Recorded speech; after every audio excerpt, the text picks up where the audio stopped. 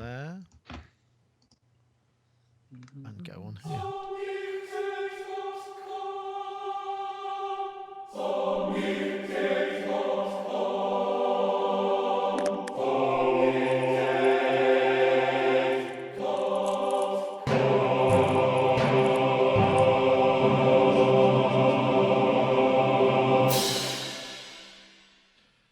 Hello, everybody. Welcome to Sonic Talk number 296.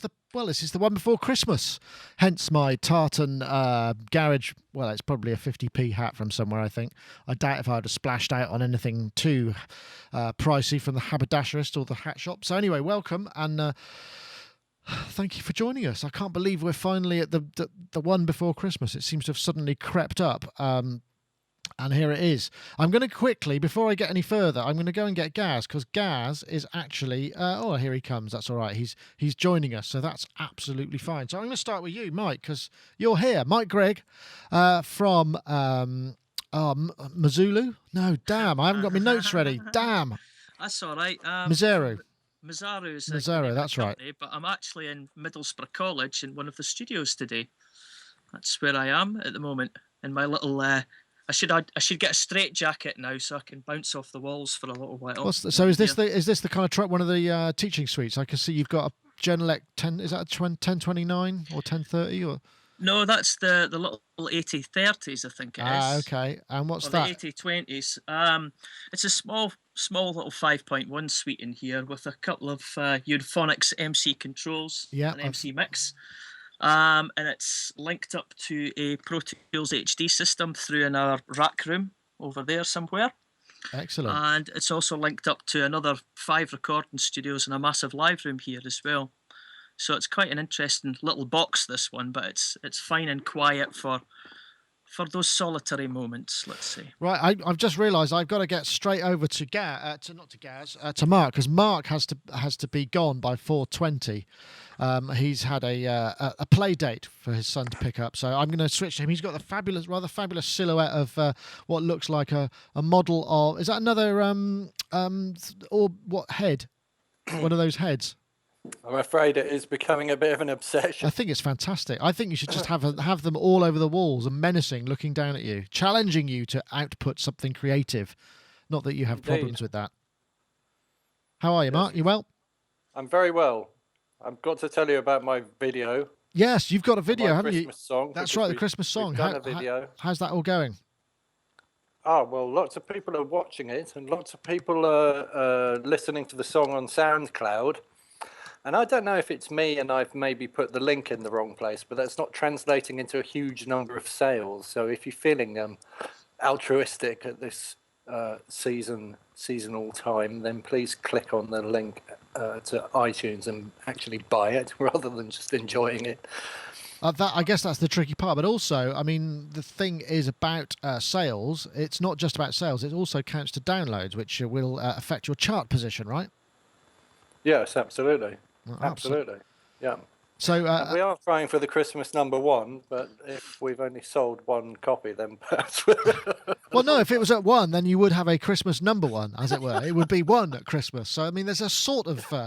It's actually an extraordinary lesson in marketing, because I've done all the right things. Maybe I've left it a bit late, but in terms of like having all the right things in place to have a saleable record, I've got a catchy tune. I've got a good video. I've been tweeting like mad. It's been on Facebook. People are sharing it left, right, and centre. Lots of people are playing it. Loads of people have clicked like. All those things have happened. But in terms of translating that into actual physical or downloadable sales in the iTunes Music Store, it just doesn't happen. And I just wonder if the rest of the industry is like that. And then it makes me wonder how on earth that young man who's at number one sold 490,000 copies. Well, that's easy, because he had 8 weeks of primetime TV exposure and became a brand. So, I mean, everybody knows who he is. It's pretty straightforward. But yeah, that's an awful lot of sales. I know. That's James Arthur, of course, you're talking about from X Factor, who actually rather disturbingly, has got quite a good voice and seems to be a kind of fairly well put together, well-rounded individual, which is a bit disturbing considering he's about to be ruined by Simon Cowell's pop machine. Well, it's actually quite a nice song, and I almost bought it. But then the only reason I haven't bought it is because I don't want to jeopardize my chance. No, one sale for him is one sale away from you, isn't it? Maybe what you should do is if I buy his, it will negate my sale, won't it? You should contact him and do offer to swap. He buys yours, you'll buy his. How's that? That would make a bit of PR. What I'm asking people to do, which is to not avoid the issue of suicide at Christmas and to talk about it, is perhaps a little bit beyond some people's comfort zone. So I'm not sure. I think he'd probably be quite open to that, because I know he was.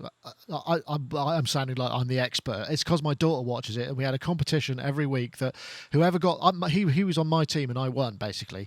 But what happened is on the Sunday night when the voting happened, the person whose person on their team got voted out had to run down to the lamppost with a pair of underpants on their head, shouting, while we shouted at the door.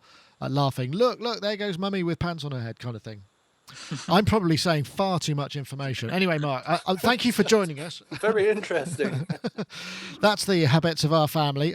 We'll go now to let's see if we can get to Dave Spears, who's there. He's not in a very similar looking background, Dave, but not actually the background. Let me see if I can find you there. Yeah, that chuckle will introduce you nicely. How are you, Dave?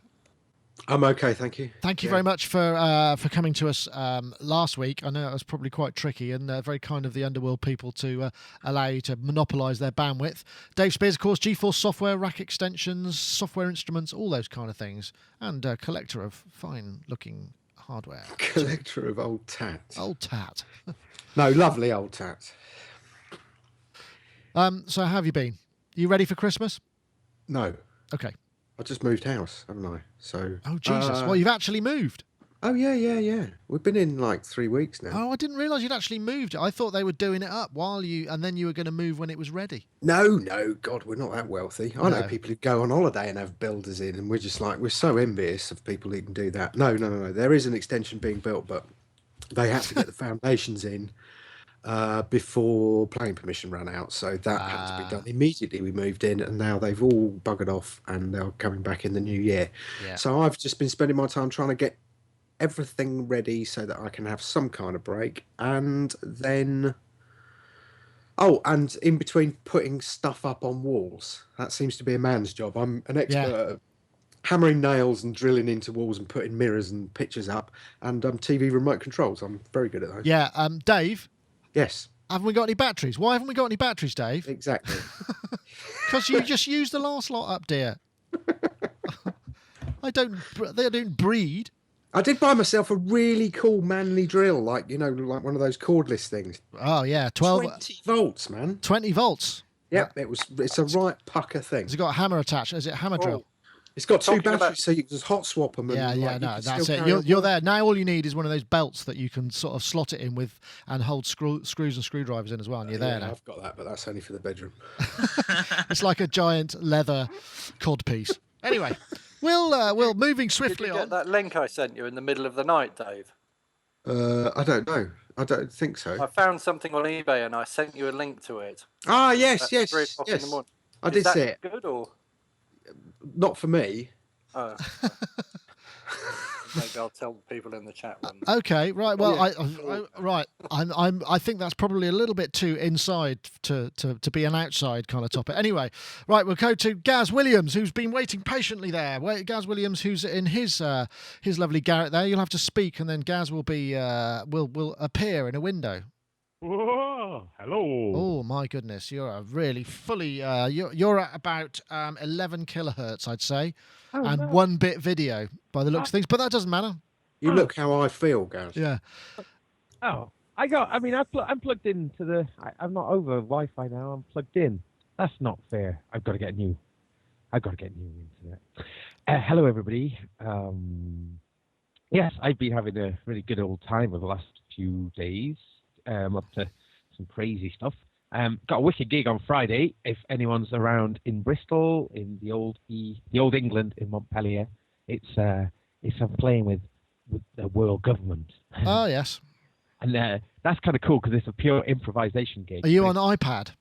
I know I'm going to do it on bass. But, right, okay. Has your iPad been banned then from the gig now? No, I could use it, but to be honest, I'm just I'm playing around at the moment with that Wahoo filter pedal, so that's going to be a really good gig for that sort of thing, because it's kind of just like really dirty, raw sort of party funk. That's the vibe of it. Oh, nice, that's good. Hey, you seem to have become unfiltered now. Your bandwidth has improved. Somebody has opened the tap a little bit for you. I'm playing around as well with a multi-wave distortion, and that's quite interesting because as opposed to regular distortion, a multi-wave distortion sort of it splits the signal into like 10 bands, then distorts all the bands individually, and then recombines it. Cool. So it means you can, like, especially with the bass, if you're doing like kind of chordal kind of stuff. Now, if you do with distortion, because of just the amount of intermodulation and all that kind of stuff going on, it just tends to get really mushy.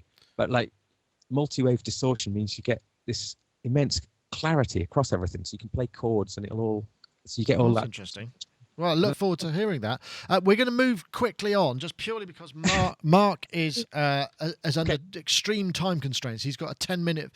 I'm guessing, Mark, that perhaps the first topic you might actually be interested in is the Mayan, because of course, as well as this being the last show before Christmas, it could potentially be the last show before the end of the world, according to the Mayan prophecy. And I had a little video that I just wanted to play, just because it's a bit of fun.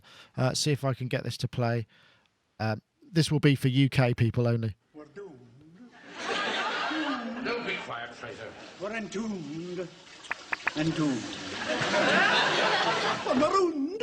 Marooned. There we go. That was Fraser from Dad's Army, who was consequently always said, we're doomed, which is sort of what's going to happen on Friday, apparently. Although the Mayans did predict it another time, and it didn't happen then, clearly. So I think there was a question of what instrument will you play before then? Is there something you'd like to do before Friday, sort of with a music technology angle, if possible? We don't want any kind of stalking kind of anecdotes here. But Mike, does college end before the world ends, or? Well, actually, we've got this big staff conference on Friday, so there's going to be the entire staff in the main hall.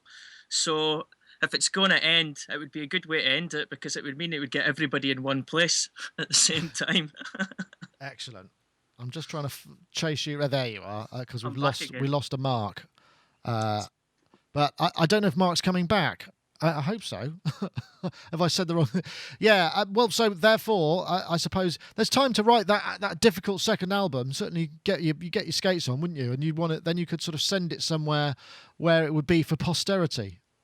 Absolutely. I think it's important to make sure that I have an iPad app with me in my sort of rucksack, along with a couple of cans of beans, so when Armageddon does come, at least hopefully I'll have 4 hours of musical bliss before everything's done, really. That's what I'm hoping on. Yeah, no, that's a great idea. Skype's crashed. Unbelievable, says Mark. Okay, well, maybe that's a signifier to what's actually going to happen. I know, Dave Spears. Any thoughts, or is it just a normal day, the day the world ends? Not do tech support, perhaps. That'd be nice. Just for one day. Actually, that would be funny. I don't know what I'd do with the music technology angle. I'd just probably turn it all on and contribute to the big melting pot. Oh, that's just have a massive synth jam. That's a great idea.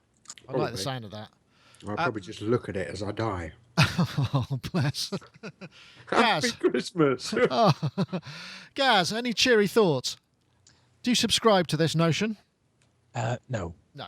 Glad to But I wonder, though, like the famous brown note, if there's a certain note that you could find, a very particular frequency that could actually just blow the earth apart and sort of try and beat them to it.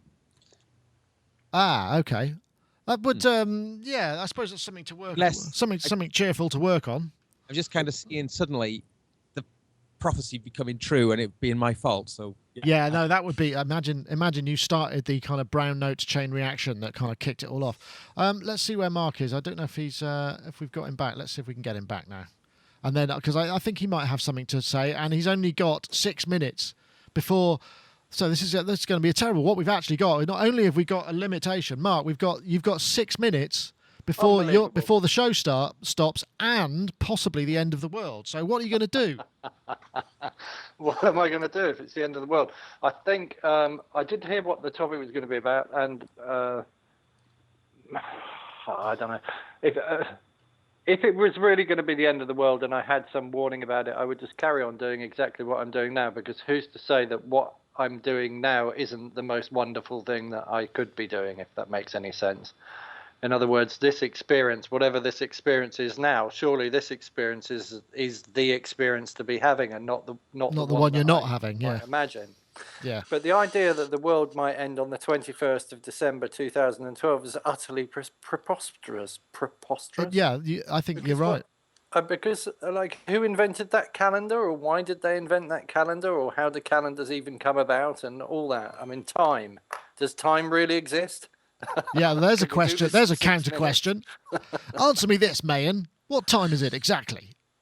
Exactly. What's quite interesting about this? Apparently, there's a little village, French village called Bugarac, in a population 189, where there's a mountain, which, according to the Mayans, is the exact location where you will be safe from this. And they've been getting visitors that has been increased. They had 20,000 people climb up this little mountain, and it's just been going absolutely bonkers. And the mayor said already this year more than 20,000 people have climbed up to the top, and last year we had 10,000 hikers, which was a significant rise from the past 12 months. They think the Pic de Baccarat is a garage for UFOs.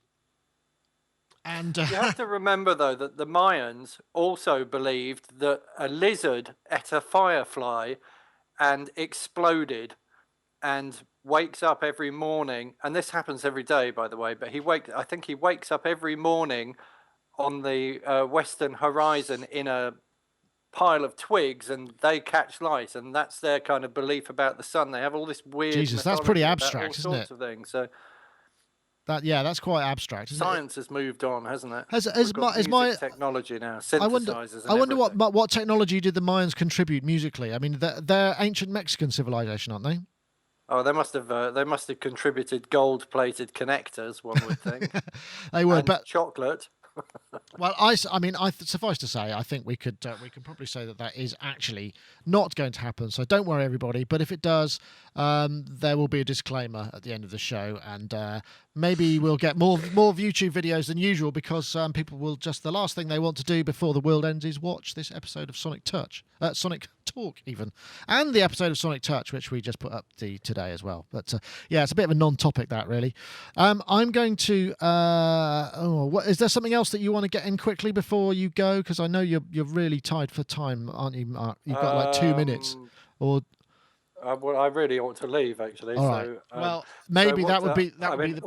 All I really want to say is Merry Christmas to everybody, and thank you so much for listening to all of our nonsense every week, because I really enjoy doing this, and the opportunity to do it is fabulous. So, yes, Merry Christmas to all of you guys as well. Thanks, mate. I hope you have a good one. Thank you. I hope we do too. Of course, go and buy my bloody song. Yes, do that I'll too. Kill myself. That's sometimessuicide.com. Yes. Go for it, Mark. Thank you. Right, what do? Do I hang you up? I'm not sure. It doesn't. I don't know. Leave me running, and you could leave you running. If you mute your mic and leave you running, then it won't upset the delicate balance of the Skype layout. That would be good. Yeah, and then when I come in, if you're still here, I'll give you a wave. Oh, okay. All right, that sounds brilliant. Thank you, Mark. Right, so back to us. The next topic now, Gaz. This is going to involve you really, because you're the one who's been who has had access to Ableton Live 9 beta, which is in beta, obviously. And have you had a chance to play around with it? Because we wanted to just get a few of your thoughts, because this is going to be a fairly free-form show.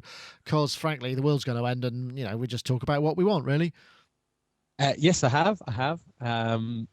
Yeah, I've got sort of mixed feelings about it, really, so far. I mean, not particularly negative feelings, just in terms of I wonder if it's quite enough after such a long wait, in terms of there's a whole bunch of things that may have been good to have seen. But saying that, there are some really significant ones in this one. Well, the thing that I'm really interested in is the MIDI to pitch. I mean, is that all it could be? Yeah, I've been playing around with that a lot actually, and that's a lot of fun, and is really, really cool. I was going to say just before you said that was I think that the clip automation, lots and lots of people are going to be very excited about that because in a way it's crazy that it wasn't there in the first place. I suppose it is quite complicated when you think about it.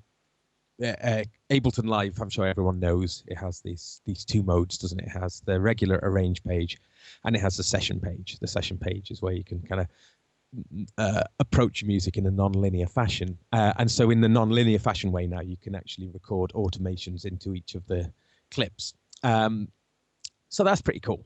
And you can definitely see that the push that's coming out, that it wouldn't be able to work really unless it did have that.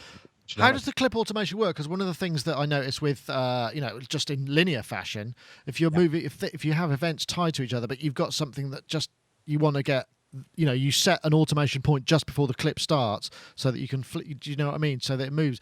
If it's just outside the pattern, what happens? Doesn't that all get screwed up, or is it they fixed that, solved that particular problem? Yeah, I mean, it's incredibly slick. I mean, so far, I mean, and to be absolutely honest, I've only had a cursory look at that side of things. So, I don't want to make too much statement about that. But it just seems to be very, very nicely done.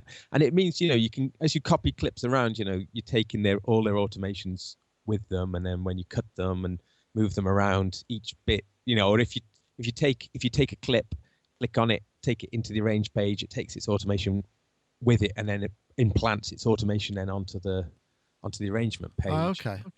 And vice versa as well. So it means, because there is this kind of split thing in Ableton Live, the arrange page, as I mentioned, and the session page, and I think that this just finally just kind of really brings them together. It makes that's very good. I think as I've been a long-term user of this software now for 10 years or so it's great to see that. The pitch to MIDI, though, that's another thing altogether. And now we've seen this in a number of softwares so far. Melodyne, you could turn your Melodyne thing into once you've got your blobs, as they're called in Melodyne parlance, you can render a MIDI track out of that. Well, now you can do that sort of, but within Ableton Live, and it's quite interesting because you could take a piece of audio and you've got 3 different types of render. You can render it as a harmony, as a melody, or as drums. And the drums is really clever actually because you can put just like a stereo mix down of drums in, and then it'll extract all the MIDI beats of that. And it'll kind of work out what's hi-hats and what's snares and what's kicks, and it does it pretty cool. I'm really impressed. Are you saying you can actually beatbox into it? That would make my daughter for some reason beatboxing makes her laugh hysterically. You could. I think the thing that I really liked about it was when you put like live audio drums in, the MIDI drums that you get out are incredibly usable. I think when I've dabbled with things in the past, you've just it's quite interesting to do, but in a regular workflow, it's just way too long-winded a process. This gives you really quick results. And in fact, I've used it on a couple of songs already now, recorded with my band Rocket Gold Star. The keyboard player was playing like a Hammond organ solo, and that was recorded with microphones. And then I took that Hammond solo, rendered it as a harmony because it was polyphonic, and then derived the MIDI from it, and then actually ended up having a monophonic synthesizer just kind of tracking notes from within the sort of within the solo. Oh, that's interesting. And the results are amazing. That blew me away. I thought that was so cool. So and also I've been doing things which are quite good fun just to test out the algorithms. I suppose I could play you something. Oh yeah, that'd be awesome. Okay, so what I'll do is I'll grab a song at random from my iTunes library. I'll render it into MIDI, and then we can play a little game of guess the song. Guess the song. Now that sounds like a good. In the meantime, Mike, have you? I mean, I know you use Ableton. I'm guessing you teach Ableton as well. You must have a few questions boiling up there. Yeah. We do a lot of Ableton Live. The main module I teach actually is the creative music production and live performance techniques. And it's really cool to find out at last that Ableton has put clip automation, allowing you to record automation into the clip. Because this was a thing that used to come back from students time and time again, whereas they wanted to be able to record that feel, that live feel into the clip when they were maybe capturing MIDI on the fly or anything like that as part of their live performance. And the only way to do that in the past was actually having to have 2 tracks on the go and use, we used Macintoshes and used the inter-application bus or the IAC bus in order to do that, where we would have one clip recording actually the MIDI CC information in, and then it being passed through into the other clip, and then we would group the 2 of these together. So essentially it was a hassle to do it, but that was the only way that you were going to get maybe a clip or a grouped clip that would allow you to have both automation and data. So I think that is one of the most powerful features for me for next year. And definitely that being able to beatbox, I saw a fantastic demo of a guy beatboxing into it, and it managed to distinguish between the kick, the snare, and the hats from his beatboxing. Now, we've got a couple of students who are awesome at beatboxing, and these guys are always looking to how to use that within their live performance. And up until now, it's been more or less looping on the fly, maybe using the looper tool or using the Behringer FCB 1010 to capture the loops, a bit like was one of the chaps on an early Ableton demo did Kid Nothing or something like that. I can't remember his name. Kid Beyond, I think it was. It did a lot of that stuff. But the ability to be able to do that is going to be just brilliant.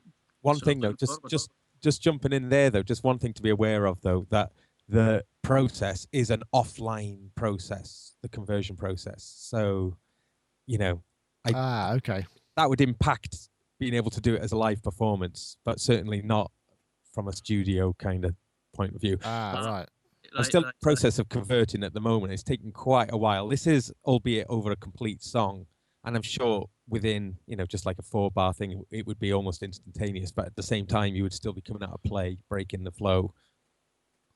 Is it like when you consolidate a clip then, guys? So when you're consolidating, it's doing the same. It's a bit of a bump, isn't it? And then it'll create a new track. What is quite nice, though, is when you do that process, it automatically creates a track which is automatically set up with, in the case of drums, a very simple simpler drum kit setup, or in the case of a harmony, like a piano. So it's just, so rather than it just creating like a MIDI thing and then you have to add another VST instrument to it, it just gives it you, so you can hear it straight away. And I think that's very cool. I mean, it's quite an obvious thing in a way, but I can play you what I've just done now. I hope it'll come through. Let me just check. And then you can see if you can guess the song. It's probably... You'll hear also how it tracks a little strange over the whole mix. So I used the harmony... I've used the harmony algorithm here. Let's see. We're going to hear this.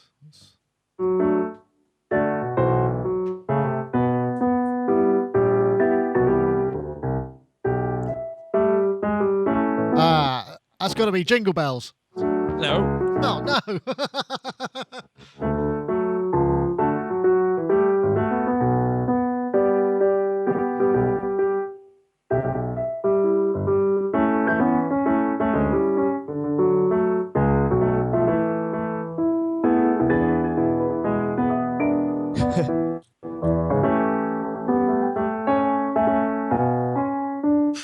It's so familiar. It's familiar, yet completely unfamiliar too.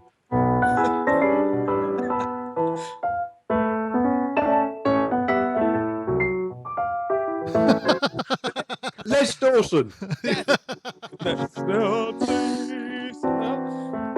You get it now. Joan was quizzical, studied metaphysical. It's the Beatles. Allegedly. Yeah, Maxwell Silverhammer. I reckon there was definitely something. Isn't this bizarre though? Isn't this bizarre? Yeah, I mean, it's kind of got. It's amazing that it's got the rhythm and the essence of it. I mean, that's from a polyphonic recording. That's pretty. It's a full song, This is sort of like MIDI, it's the drums, it's everything. Now you've said it, it's completely obvious, isn't it? It's better than the original. That's not hard. Okay. Okay, here we go. Chorus. Bang, bang, Maxwell Silverham came down on his head. Do you know what's going to happen? We're going to get pulled from YouTube for this, which would be really bizarre considering it. Actually, I wonder what the publishing is on this, because you've actually changed. It's sort of changed, isn't it? It's not quite the same, but brilliant. So that does sound like, I mean, on something less complex, I mean, I could see how that would probably work pretty well, yeah? I can show you my example, actually. I'll just get that ready. When you do it over the drum track, it's brilliant. I mean, what I was doing there, it was a bit unfair to the technology in a way, because that's not really what it's intended to do. No, sure. However, obviously, it's very interesting as well, because you are able to extract all that information there, you know, which I think is kind of valuable as well, because once you actually look at it as MIDI, there's loads of chaos there, but actually regarding the bass, all that stuff's kind of pretty intact. So you can just kind of just group select a lot of the higher frequency stuff, just delete it, and then you get kind of chord sequences. Quite good. I should have maybe demonstrated that. No, well, that sounds brilliant. I mean, I'm actually looking forward to getting a handle on that, because I mean, I think, you know, we've talked about this before, haven't we? The ability to be able to just sort of mumble something in, because I mean, we've all been there where we've just sort of used the dictaphone or whatever it is, or our iPhone or whatever, and mumble it in, and to be able to actually extract something meaningful from that, because essentially, when you're doing that in dictaphone style, it's the essence of the idea, isn't it? It's likely to be the rhythm, the tempo, the kind of ish. And if you can pull that out in this way, then that could be really powerful. Yeah, and I mean, what I was saying about the drums, you see, one thing that is amazing with drums is when you actually put it onto an audio drum track, it really is banging time. It's tight. And that's a cool thing, you know. Right. It actually, so straight away as a drum replacer tool, rather than using like something like Drumagog and going through everything, which is really cool, but it's quite a long-winded process. It's like instant results, you know, of audio and MIDI, bang, locked together. So if you just wanted to just only keep like the kick drums, for instance, and just have like an electronic kick being triggered, nice and very, very quick. Because the one thing I think is interesting about this is a significant update, obviously, going from version 8 to version 9. Now, bearing in mind that we've been on version 8, I'm not sure. A while. 4 years. It's a long, 3.5 years, 4 years. It's been a long time. Whereby when you look at the previous iterations of Live, it had gone up virtually once a year, starting from, I think, it was 2002, wasn't it? So since 2009, I think that's where it kind of. So it's taken a number of years. Now the interesting thing I think is that version 8 came under a lot of fire when that was released, because prior to that, it had really built its reputation on being absolutely solid as a rock, brilliant. Well, yeah, I did actually speak to the Ableton guys a couple of weeks ago, or last week sometime, and you know, a lot of what they've been doing for this release is fixing bugs and just making it absolutely solid again. Yeah. So I mean, that's exactly what I was going to say then. So far, I've been really impressed with 9 in terms of its. It just does feel very good somehow. It's weird to talk about the feel of software, but you know, it does seem to feel very snappy and responsive. The new reworked EQ is amazing. It's such a powerful sound in EQ, as in you can really hear quite small changes. So it feels, and of course you can pop out the view of the EQ now, and that's really, really nice. The browser as well, which may sound. Yeah, Robert Lippock is.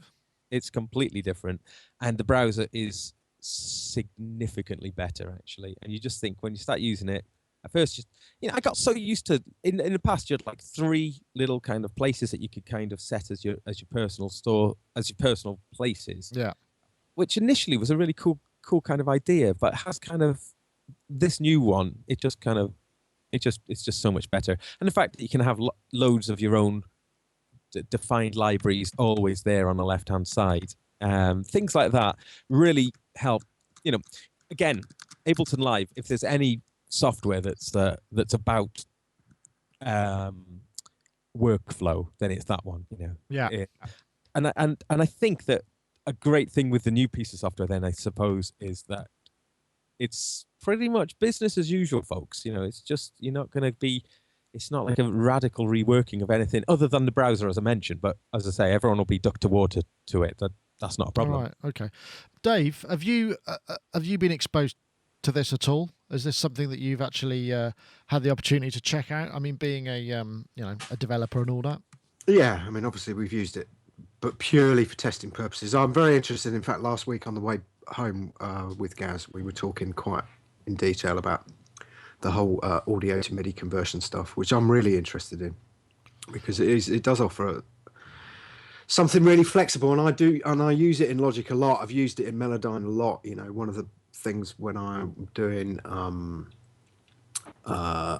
sound effects for films and stuff like that is that you would take some audio, you would time stretch it, you'd muck about with it, but then you would output that as MIDI, and then you would assign that to some really incredibly cool patch that you've created on a synth or something really unique. So all of these things are really interesting to me, definitely.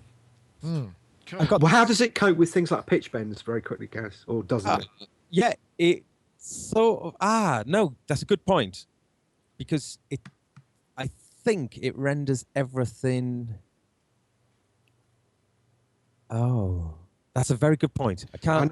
Things like Melodyne, they always have problems, don't they? And then actually, if you listen to people that kind of sing along in the car, they very rarely hit the note directly, and there's always kind of ramp up to it or ramp down. I just wondered how accurate that would be. I'll have to test that further, but it's a good point. I've got an example lined up here, so if I'll just play you it, it's a bit of a keyboard solo, and then it goes into a key change, and then this is how it.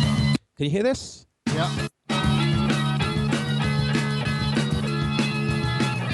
Okay, I'll skip forward a bit. Sorry. Right.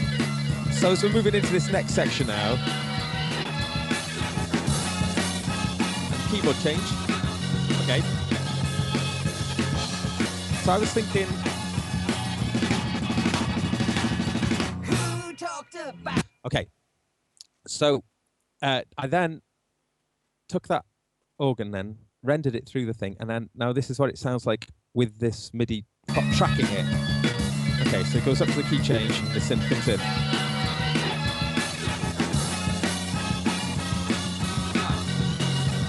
That's not playing it. Hang on. Let me just figure out what's going on.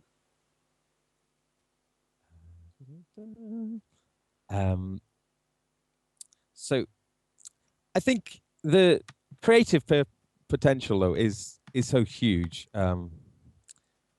Yeah, I mean that's what it sounds like. It sounds like it could be a very useful thing, and we'll be very interested to hear what your thoughts are as it carries on, because I think it's still in beta. I mean, I don't suppose it's going to be happening anytime this year, as we're nearly at the end of the year. Probably early next year when it's going to come out, right?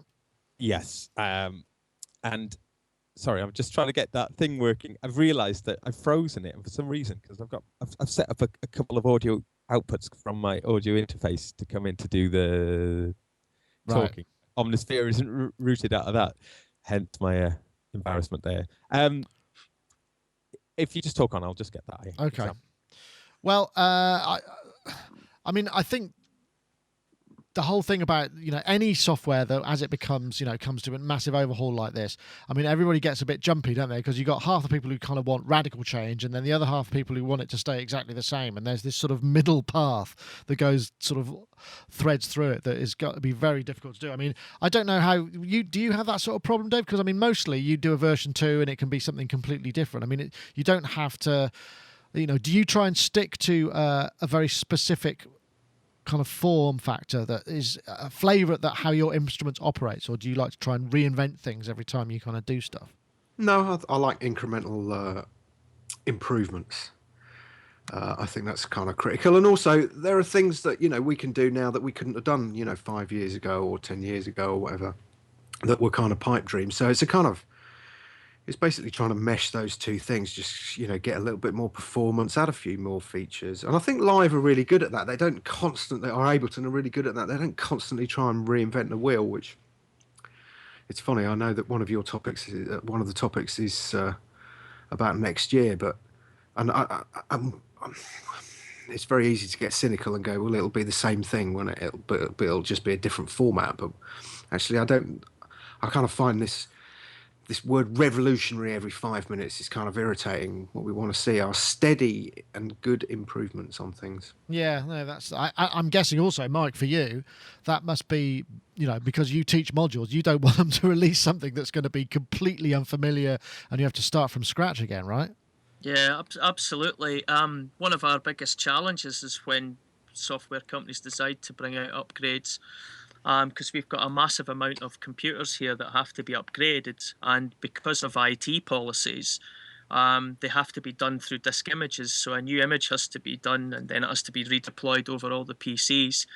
And especially with things like iLocks and updating iLicenses to iLocks, we have a terrible time with upgrading Pro Tools and having to keep sorting out all the licenses on the iLocks. And I think it's, one of our current challenges at the moment is on some of our Macs. Reason 6 always boots up in 32-bit mode for some reason and doesn't boot up in 64-bit mode. And that, when we upgraded there, that was a significant challenge.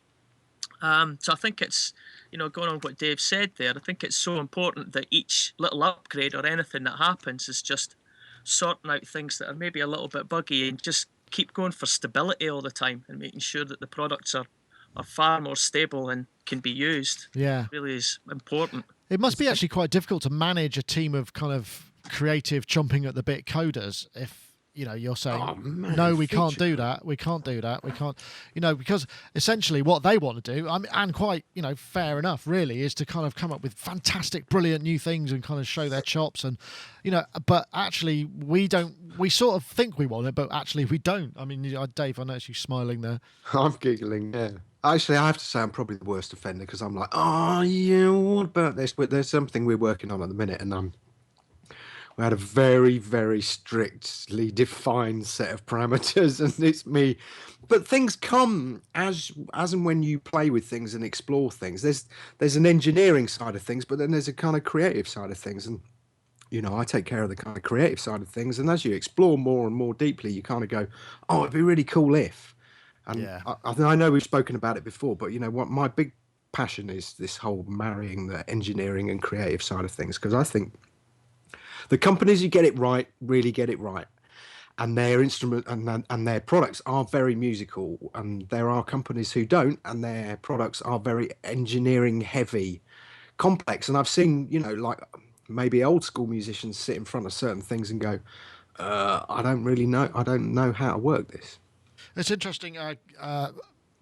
Fel Muso in the chat room says car manufacturers, what they do is they kind of stick with their pedestrian kind of, slow but steady, and then they come out with concept stuff as well, which is the thing that gets everybody drooling. And, maybe, I mean, obviously the industry's not quite perhaps big enough to be able to support those two methods of development, but it's an interesting idea, that sort of blue sky version of stuff going on as well. Feature creep is a real can be a real problem for any developer, but sometimes there'll be there's a moment. A very quick example was, say, with Imp2, and we were going through the motions with that, and I had Dale was in with me, and I was playing him this thing. I was going, oh, it sounds so amazing, it sounds like this.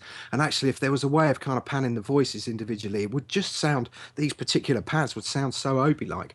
And John was there at the time, and he didn't say anything, he just went off. And then about 3 hours later, he emailed me saying, so I was over at somebody's studio, and he was telling somebody about the Imp2, and this rude bugger said if it had voice panning, so you'll see on this build there's a knob. Turn that knob up and see what you think. Wow. And we were just like, wow, what a massive difference. So it's very easy to go off on kind of... Well, no, it's interesting you should say that, because I just did the Studio Logic Sledge, and that actually, you're very, very conscious of how right down the middle the voices are until you put the chorus on, when it goes wee right to the side. But if they'd just given us sort of the ability to kind of do that, it would have been, it would make a massive difference to the way I don't know whether the engine is capable of it. I suppose that's the thing, because it's the Blofeld engine. But yeah, interesting. A whole new dimension. Gaz, I got this thing. Shall I play it? Go on then. Let's have it. Oh well, it was just an example of it in working. Yeah. Yeah. This is the so this is the with the on the organ the top line that you extracted note to and then added a synth and line. then I didn't really do anything else to it, you see, and I think that was the key. Right. Okay, so here's a key change synth now.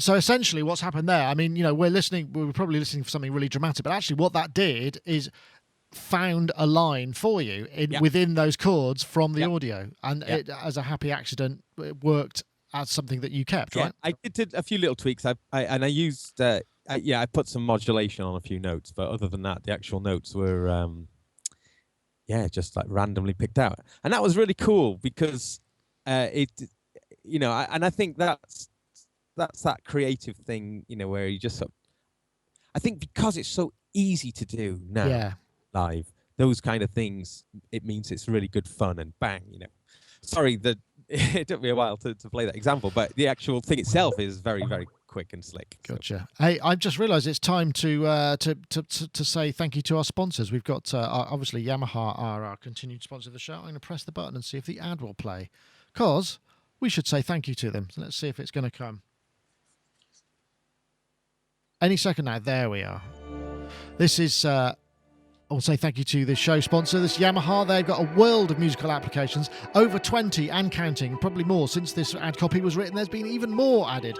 It's a beautiful spherical kind of representation. We've got synth, perform, art, keyboard art, drum pad, which is kind of like an arpeggiator, pads and sequencer. You've now got one with a built-in synth, which makes it even more possible. Perform and play, faders and XY pad for controlling your MIDI kit, and you can basically just use that for interfacing with abstract MIDI equipment. There's voice edit and control for interfacing with your actual equipment, your Yamaha equipment. It works with the the Motif XF, the Mox, the S90X, S70XS, Motif XS and Rack XS. You've got the same with multi-edit as well, which gives you access to the performance parameters like EQ and effects and the blends and the mixes of the various different parts.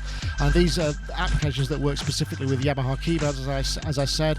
And another one of my favourites is the Setlist Organizer, which we reviewed in an early version of Sonic Touch, which allows you to make set notes and send MIDI program changes and bank changes up to 5 sections per song, and also take photos and notes, and a cloud recorder, a whole lot of apps. Basically what you need to do is head over to iTunes and search out Yamaha music apps, and you'll find exactly what's going on there, or uk.yamaha.com. Yamaha's World of Apps. Thanks very much for their sponsorship in 2012. Very much appreciated, and may it continue long. I'll see if I can do a... Yes, there we go. That's. I feel like I don't know if anybody remembers Gus Honeybun. Gus Honeybun would do sort of things like that. So that I'll do a noddy twist, in appreciation of Yamaha, the show sponsors. Okay, well, what's next on the show? We've got a fairly there's a fairly eclectic sort of side of things. Obviously, we've got Cubasis for the iPad, which is a fairly big piece of news. I didn't really see that coming. They're kind of possibly the first major application developer outside of Apple themselves to create something that will do audio and MIDI and gives you that whole kind of thing. In fact, I think I've got a bit of a video here, which is from music product tutorials. Let's see if I can switch to that, just to give us a bit of...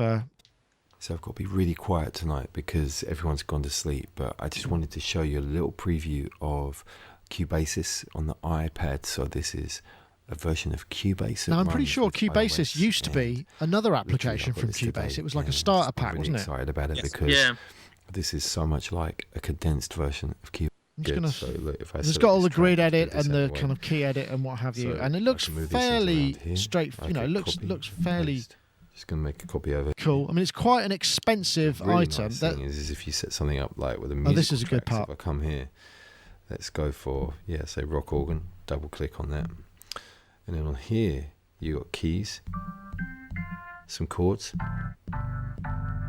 or you can actually go to the pads That's neat. So you can set up chords on the pads. All right, so you can program some in here. So there's amazing scope. All right, so I won't play the whole video, but that's if you go to Music Pro tutorials on YouTube, you're able to find that in full. And then there's some interesting points in there. We're going to try and get hold of it, but it's $49, $50. It's kind of not a cheap item. Gaz, you're looking down. You haven't bought it, have you? No. My thoughts on it so far is it does look really cool. It looks like something in between GarageBand and Auria, I think. I think it's kind of sits. Yeah, I mean, it'll do multiple tracks. I think it depends on the hardware. They reckon 24 stereo tracks on an iPad 2, 48 on an iPad 3. 48 on an iPad 2 and then 64. Oh, bloody hell. Right, loads. Yeah, GarageBand is better value. There's no doubt about it. I mean, Mike, is this going to be something that is going to show up in your tutorial? Is this going to muddy the waters, or is it going to make things clearer? I'm not really sure about this one, to be honest. I like the idea, and I like the concept, but it's very much just taking Cubase and sticking it on an iPad. Really, it doesn't seem to be too many sort of intuitive ways forward with that. I think really what's getting me is how you're going to actually edit MIDI notes with with your finger. I don't know.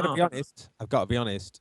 Like the way that Nano Studio has implemented that on the iPad, and actually GarageBand I think has copied the Nano Studio method, is amazing. It's really good. It's actually better than doing it with a mouse. It's really good because you can, because it's slippy. It's really responsive. It feels it does what you expect it to do. Now, we did have a problem when we reviewed Auria for Sonic Touch, in that Auria it felt a bit sluggish. Yeah, I mean, with these things, it's going to be about the lag, isn't it, and the responsiveness. I mean, we don't know what that's like. I mean, the chap on Music Pro tutorials didn't mention anything about that. That's what I would need to know. I mean, from what Mike was saying there, actually, I thought, Cubase. I've used Cubase for 20 years, so Cubase on the iPad is quite a tantalizing prospect. However, it would need to have that, as I say, slippy, responsive feel. Otherwise, I wouldn't want to do it. Well, I mean, we'll probably get round to looking at it if we can for Sonic Touch. There may well be one more episode between Christmas and New Year. I'm not sure yet. I've nearly finished editing it, so I'm hoping it will all shape up, and that will be Sampler. And what was the other application you looked at, Gaz? Well, we looked at Borderlands, and also iPolysix. So look out for that. But we will try see if we can get. I'm certainly not buying it. Not at $50. That's just not going to happen. So same with me. I don't need it, but I'd like to try it. Yeah, exactly. I think what I struggle with is actually the advert that they've got. That chap, is it Dieter or something? I don't know. He doesn't seem like the best choice for. I know it's every time. It's hard not to appear unkind, but it doesn't seem like they've made the right. What was that thing with that girl going past and him kind of doing his leering? This is really strange. He did that thing where he checked her out as she walked away, didn't he? You could see him looking at her bum. When I was looking at the video and watching it, just before this show, I got stuck and I had to keep rewinding that part because I thought, no way is this dude doing this. He was like, and thank you. And then goes on to the next bit. That just blew my mind, to be honest. I thought, well. Yeah, it's funny, isn't it? I mean, I think the thing is you have no idea how people are going to present themselves in terms of creativity. It's very easy to make crappy adverts for all sorts of things. And it's quite hard to make things, if you're trying to be very specifically nonchalant, to not appear slightly desperate. I think that's the problem that you get. It just doesn't. Yeah, it's tricky. But yeah, I think highly stylized would be a fair way of describing that advert. Would it be?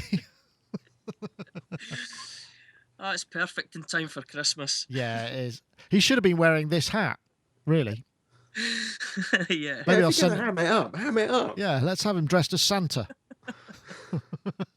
Anyway, yeah, so Cubasis for iPad out now. We'll try and get it on Sonic Touch as soon as we can. It's going to be a bit tight because obviously NAMM's coming up, and so that means a whole slew of new stuff. I suppose that might lead us kind of quite nicely into predictions for next year, really, because I mean, obviously, what are we going to be expecting? I mean, there's going to be a whole load of new things coming out. I don't know. Dave, I suspect that you might have a slightly irreverent idea about what we might expect to see next year. How about everything the same but in a slightly different colour? Yeah, no, it's the same shit, different format. That's exactly what most of it will be. No, I do know of a few things that are coming out, and one I don't know for sure, but I've got a bit of an inkling due to somebody's Facebook posts, and that's quite exciting. Other than that, I don't know. We'll have a few things, but we've got 63 bits don't commit to even next year, Dave. You know what's going to happen. Oh yeah, shit. I mean, pardon me. I do beg your pardon. Obviously, Logic X is going to probably happen next year. So I'm looking forward to that. After all that discussion, I don't want to start that whole Apple thing up again. So perhaps we should leave it there. But the other thing, perhaps you're going to see a polyphonic monotribe or a monotron of some description. So that's my feeling. I think Korg will probably do it. An analog polysynth. And I think it'll, at a really unbelievably low price point. That would be interesting. I mean, I'm not sure how 8 monotron voices would sound. I think it would be really quite unpleasant. Potentially. I mean, maybe through the little speaker.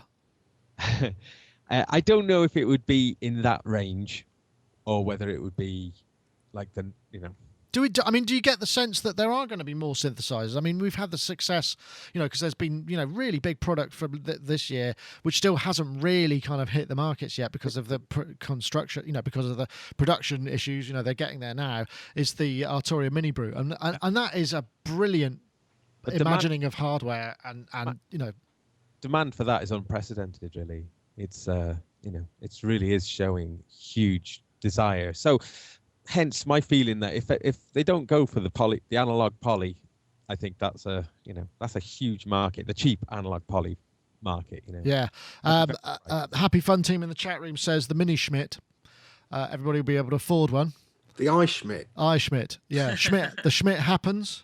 Yes. Of course, the legend. Great advert that would be, wouldn't it? That would. The legendary. I think they use that for who's the guy, the head of the CEO of Google's called Eric Schmidt, isn't he? And the Schmidt stuff. Schmidt says Schmidt happens and what have you. But also, of course, because it was announced at Meta Schmidt, of course, was the best one of all. But I mean, I know what else. And Mike, what do you think? What do you think we're going to see some more of next year? I think we're going to still see a lot of iPad development and hopefully see a lot of really nice ways of controlling devices using iPads. I'm hoping that innovation still continues. I'm also hoping that there's going to be a lot more innovation in different ways of being able to communicate with your synths and things. That link that was sent out last week that unfortunately I didn't get time to get dug in about, but I did order one. Was the Leap Motion, where you can put your hands in and play the little harp. Yeah. So I'm keen to see a little bit more of development in that. I'm interested to see how the new Microsoft Kinect is actually going to be used, along with things like Max for Live and different performances, because I knew that there's going to be a new camera with a greater depth of field, so it can pick up more of the body's image and things. And I think really what I'm hoping for is something new from Access, really, because I'm a great lover of the Access virus. I have a Virus TI2 that I love so much, but I can't stand the total integration because it's USB 1. I think I had a whinge about this the first time I was on. I'm hoping that they do something with that this year and try and make that a bit better, or bring out something new, because like Ableton, it's been a while since they've done something new.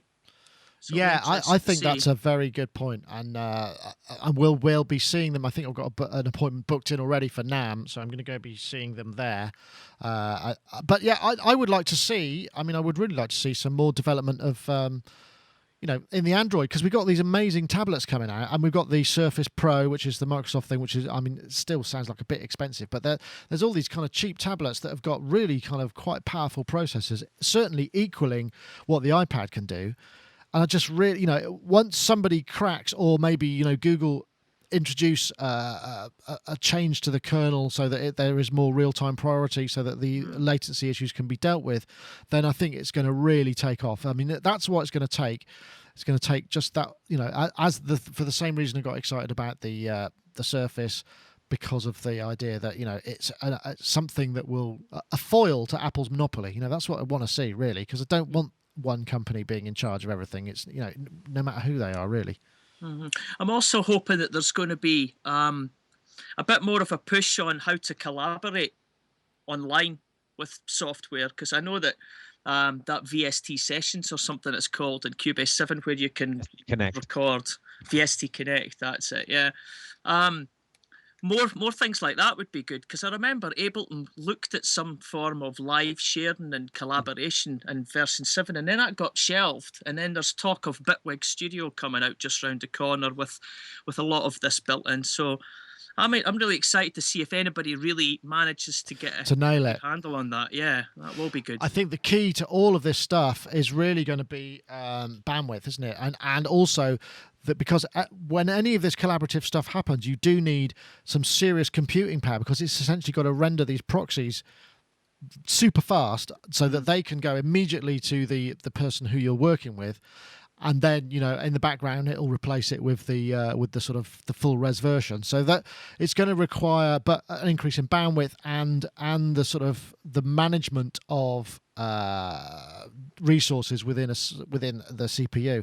I mean, the chat room is saying, that there's the Home Studio stuff, and unfortunately, that hasn't really sort of taken off. I mean, one thing that I would also like to see is this kind of change from the cloud paradigm, because cloud is great, but the thing I don't like is working on something and then having it be set in stone. It's like, no, I wanted to save this as another version, as an alternative. I don't know how you do that in cloud land. You have to make a copy before you start. And if you're working in sort of projects that have all the assets self-contained, you're duplicating enormous amounts of data. And I think those kind of things need to be solved and thought out a little bit more carefully. Mm-hmm. Certainly for some things like, Final Cut Pro X or Final Cut X or whatever it's called, you have to do it that way. And that's kind of like, at least the way I've... And there are other applications that are the same. And I think that needs to be sorted out a little bit, because I don't want to be schlepping huge amounts of data around. The edit document should be the smallest part, but when it's all saved together, you just end up with these kind of crazy, amounts of data, and it's goes so against my, all I've ever done, with computing. It's like ever since floppy disks, is you do the saving stuff, and then you kind of open another copy, and I just want that solved. Oh, look, Mark's back. He might actually be able to participate. He's taken his coat off, but we'll leave him to get settled. Is there anything else that we wanted to cover? Did anybody get into the track of the year stuff that I was finding? Because I discovered this guy that I'm really excited about, because I just thought this mix was absolutely awesome. I play this first. This guy Zedd, who's 22, and there was this is a mix. If I play this without getting sued, there's just a section in it which is absolutely mind-boggling. This is Zedd Spectrum featuring Matthew Comer. I don't know if that's the singer. And there's a breakdown which comes in about a minute. Let's see if I can get to it rather than play the whole thing. Lights won't chase us high, where love can save us. It's coming up.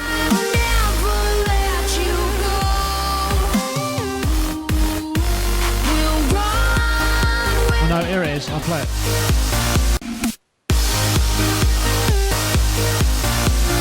I know this is very electro house and it's got very genre, but there's just...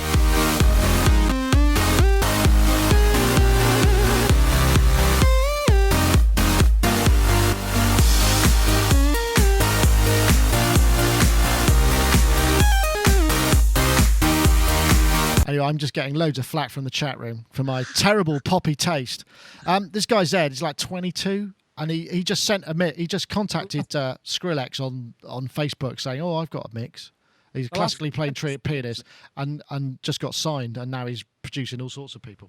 The last 20 seconds, play that. That's more like where the real action is. Hold on.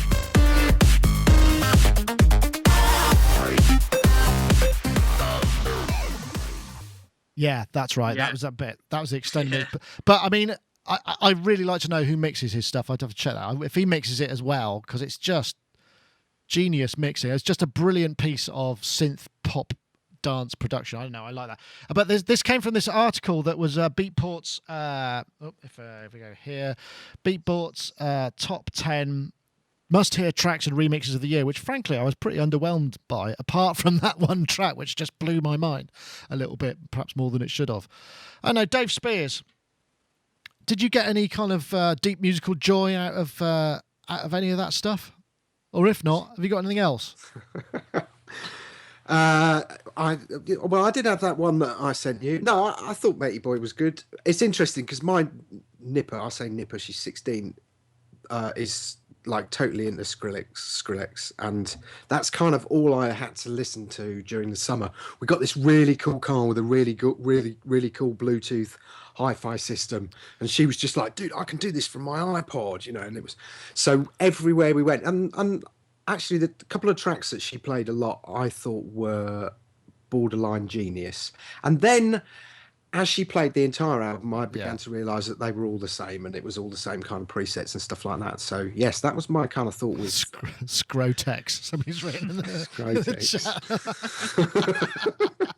That's fantastic. I might have to use that. Somebody will bring out a synth called that, won't they? Well, there needs to be a patch called Scrotex, perhaps, doesn't there? Dave, get on it. Get your best sound designers on it. Definitely. We did have one patch called The Axis of Evil, but we the Axis of Evil. Use that. But I mean, the interesting thing about this just the whole kind of stuff. We were talking about this when you sent a link through as well. Was just the balls to use such bright sounds. I mean, I just don't think I'd ever have the nerve to have so much top end in anything I do, because it just feels like just subtle and kind of, oh, this is nice, and all of them, bam. Because I mean, the thing about they got it is just the energy and the balls of it really is what impresses me. It's just like, wow, how that takes a lot of. I was thinking about this since we had that kind of brief conversation, because like I said to you, I'm very nervous to use kind of really high-end, bright, synthy things, but I think that comes from an absolute loathing of synth brass. If it even gets the 80s, that's what it did to synth brass. Yeah, you just kind of want to go and top yourself. Yeah, it was difficult for me because I had to make somebody say, can you make an OB type synth brass patch on the sledge? And I did have a go, but it just felt so wrong to me. But people need it. People use them, people need them. It's fine. Oh, we seem to have Mark back as well. I was going to suggest and say, go. Don't you think it's got something to do with all these very robotic sounding voices? Because the robotic sounding voices have a very strange kind of almost synthetic top end, which if you put them on their own in a mix, they don't sound like they should be there. But if you make everything else really bright and bring it all up into that frequency range, it actually makes that bright synthetic voice sound more real in a weird sort of way. So I wonder if they're just trying to sort of, subconsciously or unconsciously maybe you're right. It's just the shifting of the frequency spectrums. Yeah, I mean, that's an interesting point, Mark. And I'm very conscious of there's that sound. It's like the Rihanna kind of, what is it? It's like a kind of 8K kind of harmonic that's just like bang, really sort of, it's like a glass on top of everything. I mean, I don't know whether she's got that in her voice naturally, but everybody seems to be emulating that, and whether it's auto-tune that brings it in or whatever, it's just I think it's that partly, but I think it's also the fact that people are listening on mobile phones. So we used to mix everything to kind of peak everything around 1K so it sounded good on radio, and then put that really bright fizz in at around 16K on voices especially. So you pick up the kind of almost like the phlegm in the back of the throat kind of. Well, that's what the Pultec's for, isn't it, basically, isn't it? That's the sort of, So, I mean, we would do that, but that's no longer appropriate to somebody who's listening to music on an iPhone, because they probably won't ever hear that. Yeah, and probably, I mean, maybe what's happening is they get the stems delivered as MP3s anyway, so as it's never there in the first place. But I mean, I've had to do that. You use the technology that's there, but it's an interesting idea. I mean, you can consider this guy. The thing about that Zedd guy is that's quite interesting. There's a couple of videos that he's released of him just playing the piano, where he's played the chords to the song, and it's also quite inventive because he's classically trained, so he's actually musically as well as one thing he says is, yeah, okay, the soundscape is great, and it's a nightmare making a dance album because by the time you've finished it, the sounds that you were using in the first one are irrelevant by the time the single comes out. So you've got this sort of ridiculous situation where during the time it's taken you to make a record, it's become dated. I mean, that's how fast it's got, and that's an interesting point. And obviously very aware. I mean, the guy's 22. Jesus. To be that aware, it seems quite terrifying to me. Yep, some good calls there. Yes. I'm going to plug my lot because they emailed me yesterday saying we use your stuff, blah, blah, blah, and go and have a look at this video and go and check this out. And they are called Blacklight Dinner Party. And I thought they were really excellent because sometimes we get stuff and I kind of go, oh, that's 5 minutes I'll never get back in my life. But this brought the whole room to a standstill. And on top of that, in their video, they've got Ron Jeremy. Yeah, I saw that. Actually, I was watching the video. I mean, in fact, I meant to have it lined up for a play as well because we've got a couple of tracks to play. Gaz has also sent me a track to play from his latest recording. Let me see if I can find yours, Dave. I'm sorry, Dave. Not exactly. Yeah, here we go. Let's see if I can get that, and I'll bring that up online, and we can play a bit of that at some point as well. Hopefully, fit that one in. Maybe I'll do it now. Here we go. This is Blacklight Dinner Party. We'll have a little bit of that. It's more sort of funky, isn't it? And also, interestingly, it sounds very unquantized, which is quite unusual. But it also reminds me a little bit of, what's that owl?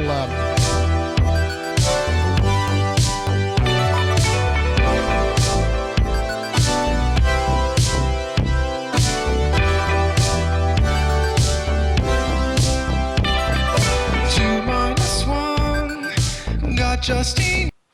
I won't play it all because it's my earbuds are hurting. I think I'm getting. It reminded me a bit of that Everything lot, and there was another band, wasn't it? Oh, was it Friendly Fires? Yeah. Good. Dr. Drum on percussion. And I love all those old synth sounds, except I haven't really got the confidence to kind of go to be as upfront as they were. Yeah, I know what you mean. Which is nice, very nice. So thank you. I don't think I've quite got the confidence to be as upfront as Ron Jeremy, actually.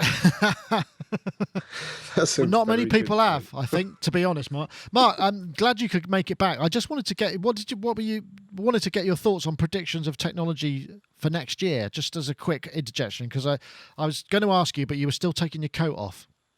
Oh, I see. Okay, well, I think it's got to be something around that leap technology, hasn't it? Because if the leap thing is coming out and it works, then I'm sure all the computer manufacturers are going to be right on that if it looks like it's something that's going to be get a good market share, isn't it? So I imagine lots of musical applications where we can wiggle our fingers in front of our computers and they'll do really interesting things.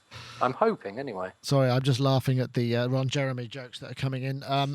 There's a fantastic one there, which Ron Jeremy has a classically trained penis, and I don't have the tools to be up front like Jeremy.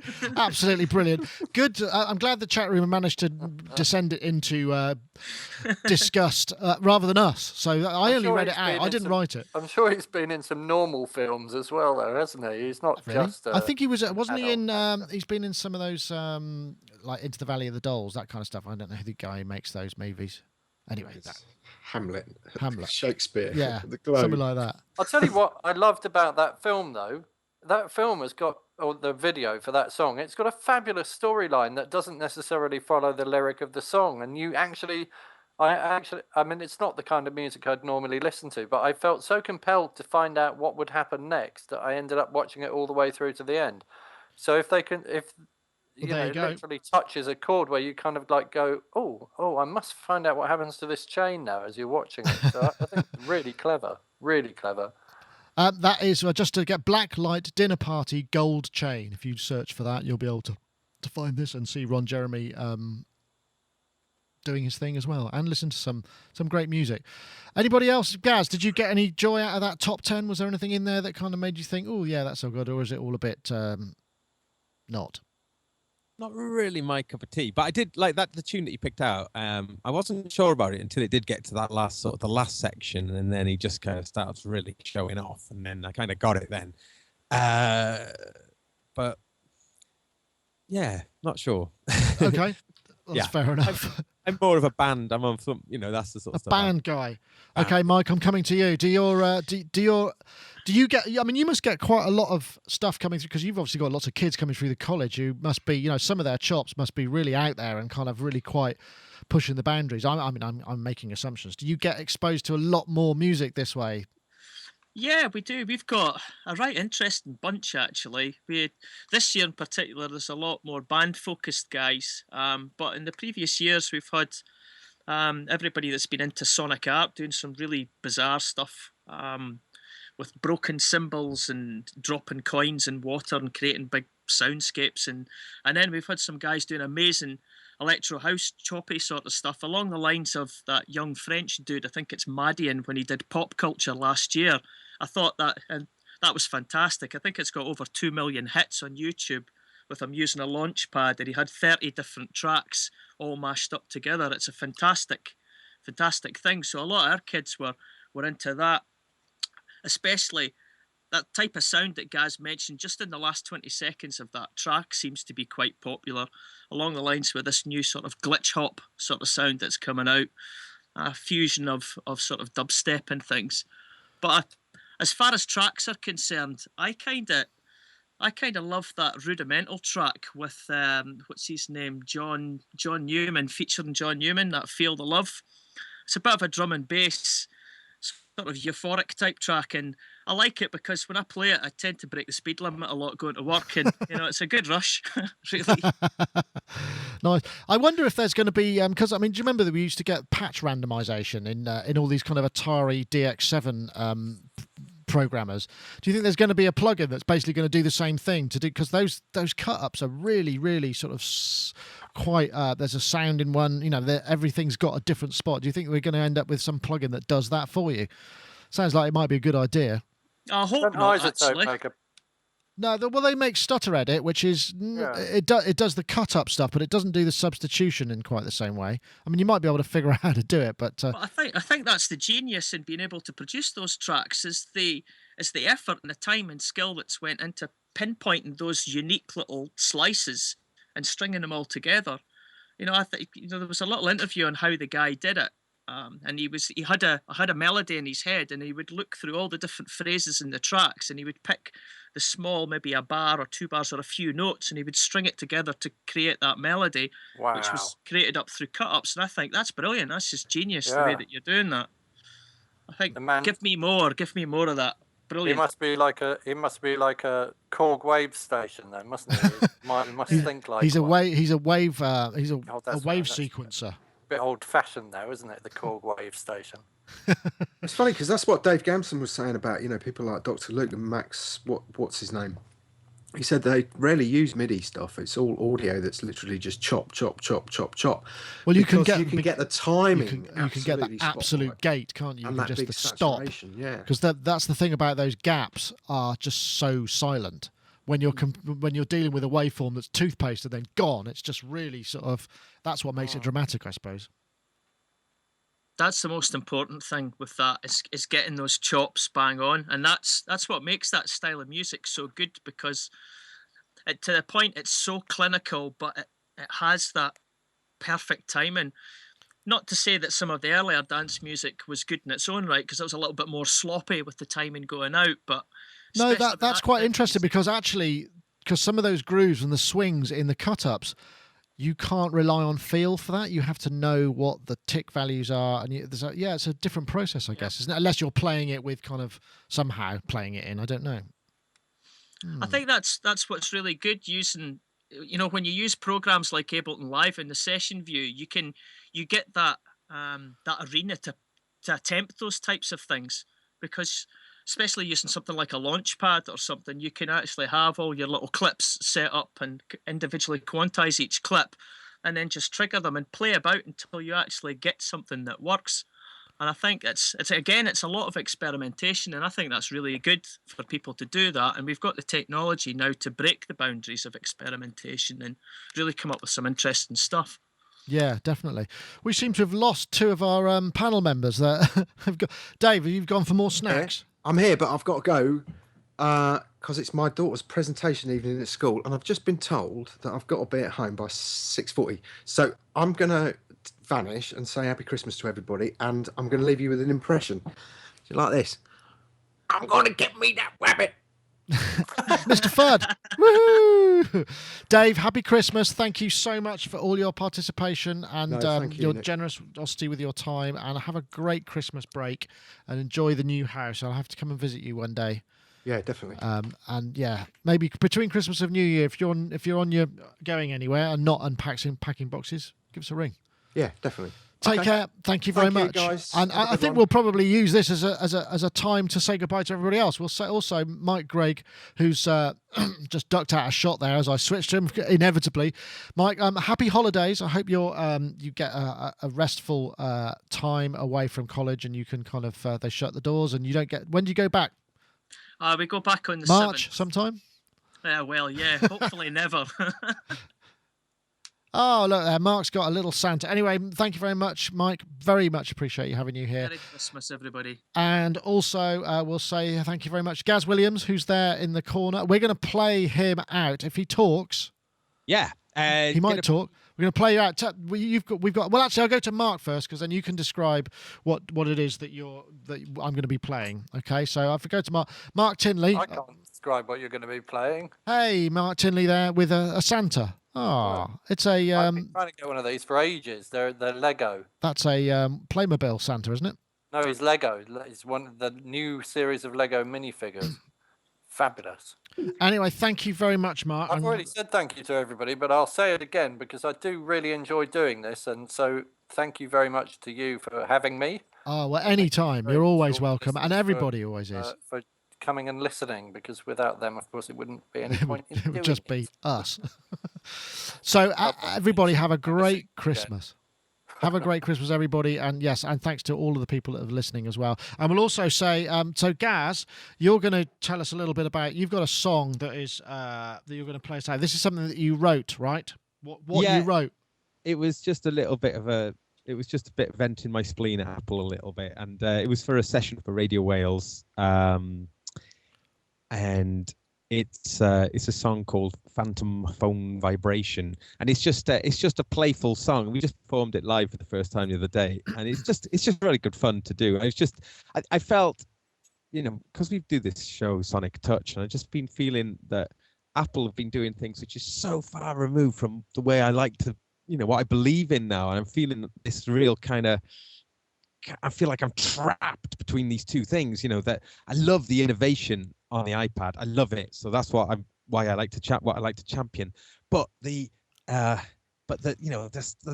continual corporate shenanigans that Apple are up to just sort of really make me sick, So I vented it in a song. I have absolutely no idea what I'm about to play, so I don't know if it's full of. No. I haven't had time to vet it.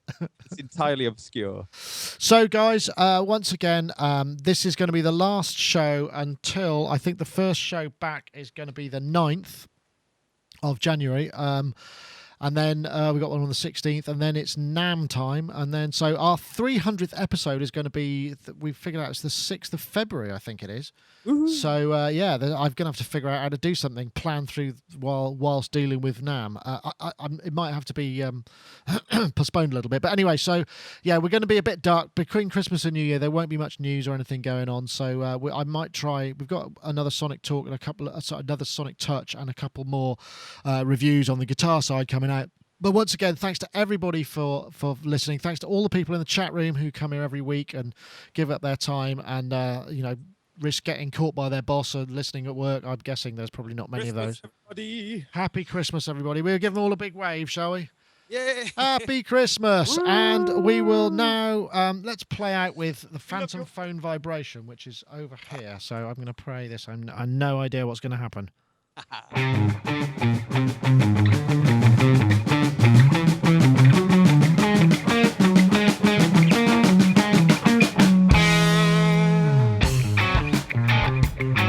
This is a live recording, right? Yeah, live. Yeah.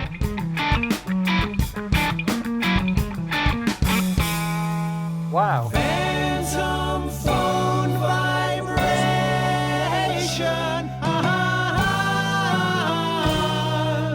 Ooh, phantom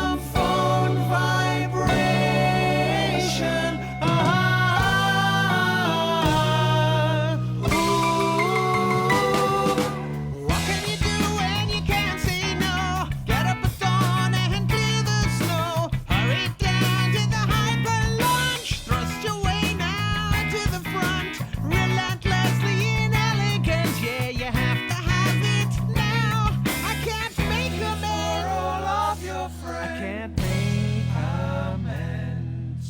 Phantom phone vibration.